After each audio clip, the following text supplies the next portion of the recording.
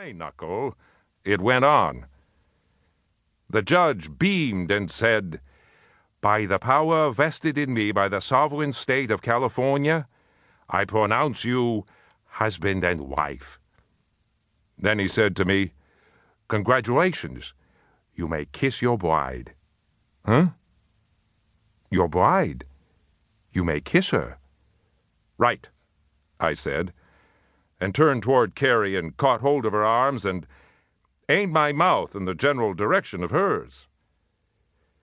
But I did all of that too fast, with about as much grace as a rhino wading through a bog. The result was, our lips didn't meet. They didn't meet because I stepped on her foot. She let out a little yelp, did a hop step to free herself, at the same time pushing out at me with her hands. The push made me hop step, which caused my feet to get tangled together on the carpet, which led to a lurching backward stumble.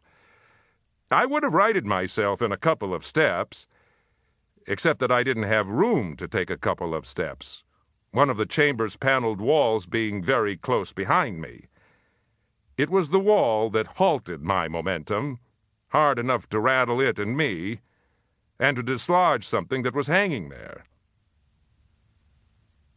I heard the something fall. Then I heard the ominous sound of glass breaking. Then I heard silence. I looked down at my feet. The something was a framed diploma, the judge's law school diploma. Automatically, I reached down to pick it up. But I didn't pick it up because a sliver of glass sliced into my finger and the sting jerked me upright again. The finger was bleeding. I put it into my mouth.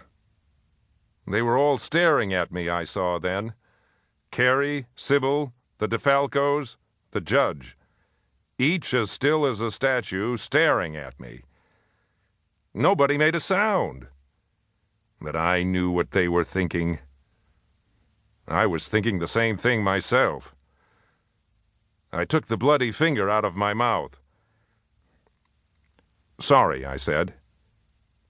"Clumsy," I said. Horse's ass, I thought. Carrie said, "For heaven's sake, will you stop apologizing? I'm not upset. I don't see why you should be. But the way I behaved, you were just being you, my love." "That's reassuring. Thanks a lot." The five of us were in stars on Golden Gate, one of San Francisco's better restaurants, for what was supposed to be a festive wedding lunch.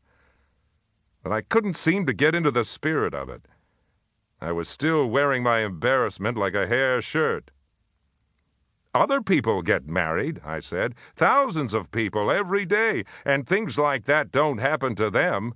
They have simple, dignified ceremonies. But ours? Oh, no. No dignity at all." "That's because you're klutz," DeFalco said. I was nervous, sure. I admit that. I couldn't help it. But stepping on Carrie's foot, it was a crazy fluke thing. I'm not that clumsy, for God's sake. "If you ask me," DeFalco said, "you'd have made a great fall for the Marx Brothers." "Shut up, Joe," his wife said. "Shut up, Joe," I said. "Mem ought to write it up for the Chronicle," he said. "Private Eye wreaks havoc at own nuptials. What do you think?" I think I wish I'd asked somebody other than a smart-ass reporter to stand up for me. Sybil said, "Well, I thought the judge was very nice about it, didn't you?" "Sure he was," DeFalco agreed.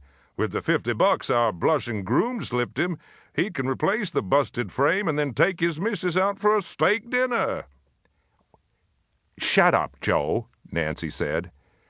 "Shut up, Joe," I said. Carrie said, "I'm starving.